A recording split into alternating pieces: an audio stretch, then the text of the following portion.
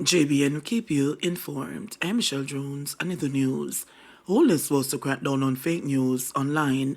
Please remember to subscribe, like, share, leave us a comment, and click the notification bell to receive our daily news items.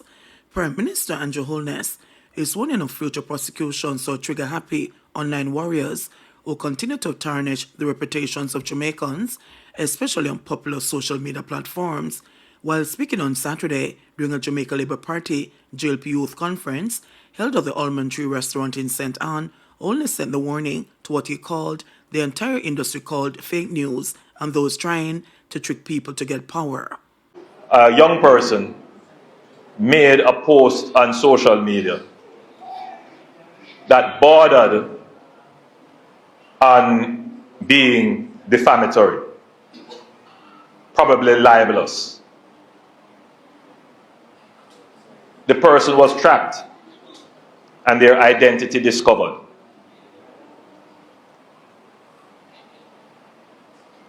Long and short, the person was put up to doing this by another political organization.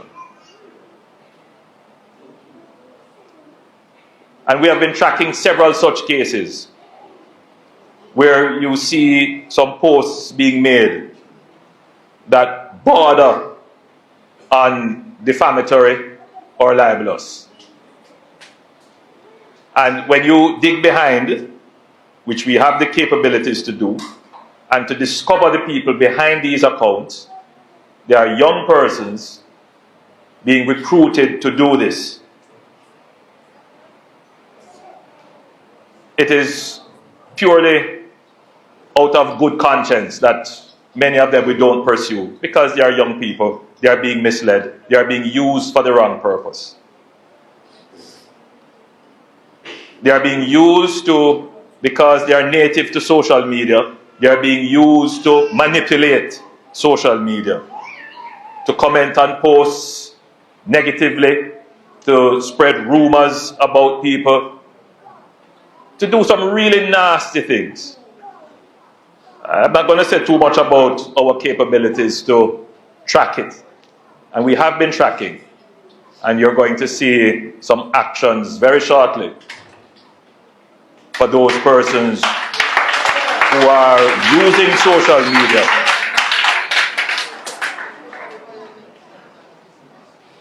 much of what is being done is in fact against the law. I want to say to you, the people who have chosen to be a part of the Jamaica Labour Party, the Jamaica Labour Party does not use or endorse the use of social media to attack people's character, to assassinate people's character, to spread misinformation. We have too many good news items, too many achievements that you need to promote without having to resort to attacking people. No, we deal with policies and programs and principles. People who don't have policies, who don't have programs, and don't have principles, they try to attack people. People who don't have good news try to spread bad news.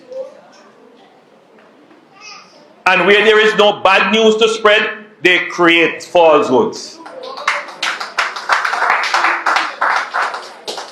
There was a time when we would have been silent about this and allow it to go on. But the world in which we live in, the world has never had the capability, as it does now, to create and generate misinformation at a scale and speed that it influences people who are normally rational and reasonable people.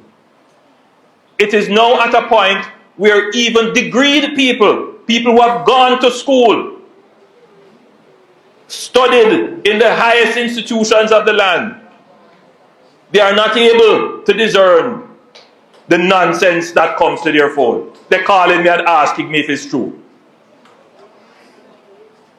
It's amazing. They don't know that there is an entire industry called fake news. An industry set up just to do that. They call it entertainment. And if you fall for it, them say, but it's not my fault. You know, should I know better? But a lot of people don't know better. A lot of people stay home and they're on their phones or they're watching on their computers. Utter nonsense and rubbish. But they're not able to discern that it is not so. Because as long as they see it on TV or it appears to them on their screen, they take it as fact. But that's not the world in which we live in. Unmoderated information is being presented. Now, there are societies that we look on them and say, these societies are the beacons of freedom. And in those societies, they have recognized the dangers of allowing this kind of unregulated free flow of misinformation to reign.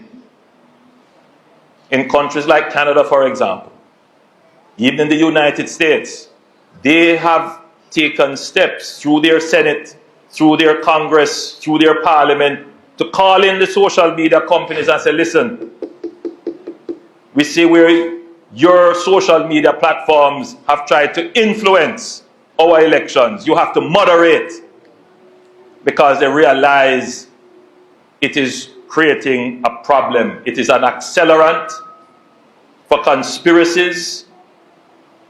It is being used to mislead and misinform.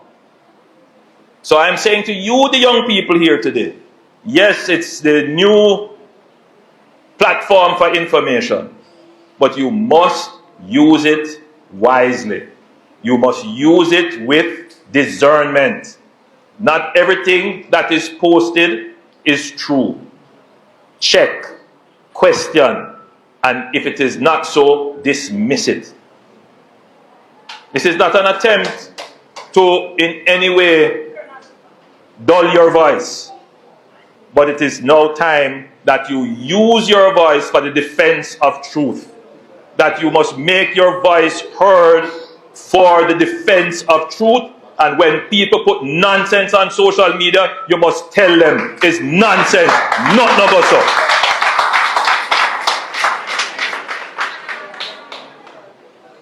Because their only intent is to try to trick people to get power. That's it. That is all it is about. Trying to trick people to get power. So we have said to our youth organizations, mobilize. The same way they are using social media and their telephones for evil, led by evil people, we must use that platform and those devices for good. We must publish all the good that we have done. We must promote the good things we have done. We must promote our values, our principles, our programs, and our achievements. So, you are our ambassadors. You are our ambassadors for growth and innovation. And you are our ambassadors for the promotion of the good works of the party that you support. JBN will keep you informed. Please remember to subscribe, like, share, leave us a comment, and click the notification bell to receive our daily news items.